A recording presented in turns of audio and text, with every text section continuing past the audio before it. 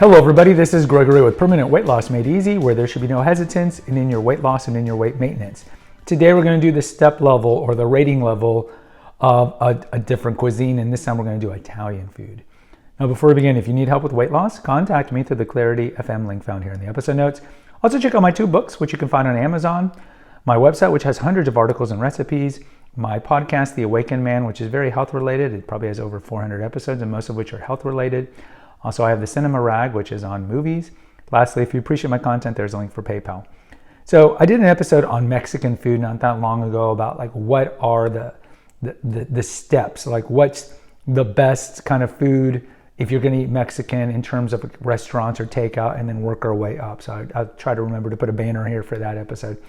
So for Italian food can be tricky. Italian food is not as like hit and miss as Mexican food, because Mexican food does have a lot of superfoods and also has a lot of garbage. But you can eat Mexican food every day and eat quite healthily, especially if you gravitate toward avocado / guacamole, you gravitate toward the beans, you gravitate toward a lot of vegetables like the tomatoes and the onions, like you can make a menudo or pozole. Those are pretty healthy. But on the other side, you have all the smothered cheeses and the gravies and all the kind of the Tex-Mex variety. Italian food, I don't think has nearly as many superfoods. I think when we think of Italian food, we think of 2 things in America, which is pizza and pasta, both of which are not that healthy. Because you look at pasta has gluten, it's semolina, it has that issue, the inflammation of gluten. But despite that, pasta in itself just isn't very nutrient dense. Yeah, you can buy the protein infused pasta, which I would probably tell you not to do, because most Americans are eating too much protein. And when you eat too much protein, it turns into carbs via gluconeogenesis. So I tell you, most Americans, you're getting enough protein. I would tell you that with pasta, it's just a lot of calories and a lot of carbs. And then a lot of people with the pasta, they'll put marinara, which is just horrible. I mean, you look at the marinara, or I'm sorry, not the marinara, the Alfredo sauce. You look at Alfredo, especially if it's on the middle aisles, that stuff is shot up with so many preservatives, it's not even fresh. But it's heavy cream.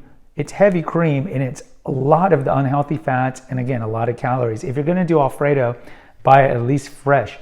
Marinara is a better option because it is tomato-based, but remember, we've talked about in the hidden sugar items episodes, spaghetti sauce has tons of sugar. It's one of those things that you don't really think about because we want to think, oh, it's just tomatoes. No, they put tons of sugar in it. That's one of the reasons why it's so good. But certainly it's a better option than Alfredo. But if you just look at like spaghetti and meat sauce, or just pasta and a sauce, there's not a lot of nutrition. You look over the other side with pizza. Pizza, again, you're looking at wheat. So you're looking at a lot of gluten and just a lot of empty calories in dough and in flour in general. And then the same thing, you're looking at spaghetti sauce, it's a lot of sugar that they put in that, then the cheese. And then look, you can put healthy toppings. You can do a veggie pizza, you can do a pizza that's got no cheese on it.